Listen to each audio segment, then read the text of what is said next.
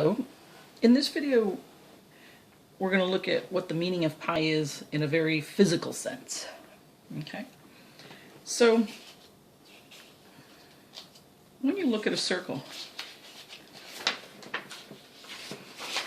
if you look at, and I've got two different circles, I'll work with the large circle first and then the small one. When you look at the distance across a circle, that's called its diameter, versus the distance around a circle, that's called its circumference. Now what I'm going to do is look at how many times greater is it to walk around the circle than it is to walk across the circle. So I'm just going to use a piece of string here, and let's say I anchor it here on one side and then make a mark here on this other end to show you that's the size. That string is a diameter sized piece of string. And then what I'm going to do is I'm going to start here and I'm going to wrap this string around. So we know that wrapping the string around up to the mark that I made, which is right there. So this is one diameter. And then I'm going to continue. And I'm going to say, okay, that's one diameter. And here's the mark. Here's two diameters, and I think my cat is curious about what we're doing, so he wants to learn math too. And then we're going to do it again until we get all the way around the circle. Okay. Whoop. I think he just messed stuff up. Sorry about that. He's really getting in the way. And now here's the third mark. Okay.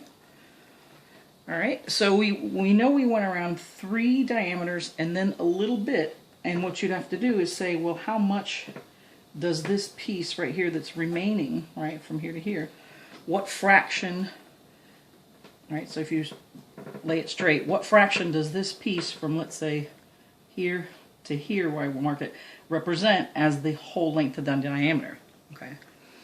And it turns out that what you'll find is it's between an eighth and a seventh.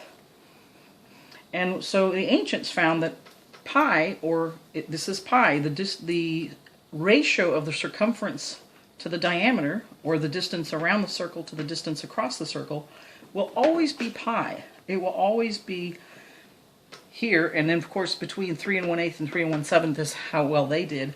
And then of course as we progressed and did better, we found pi to many, many digits. And you can go on and on. It's irrational, meaning I don't know the next digit until I can actually measure it. So the best we do is we actually symbolize this infinite concept here by pi. And it turns out that this is true for any size circle. If I did this for the small circle, right, I made that mark here, I would do the same thing, and I would get also that it's, again, exactly the same. So here's my mark. 1, 2,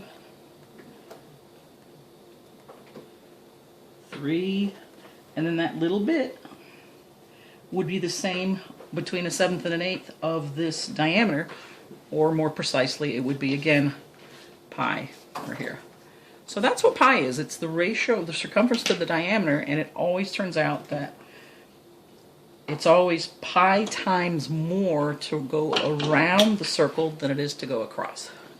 Thanks so much for listening.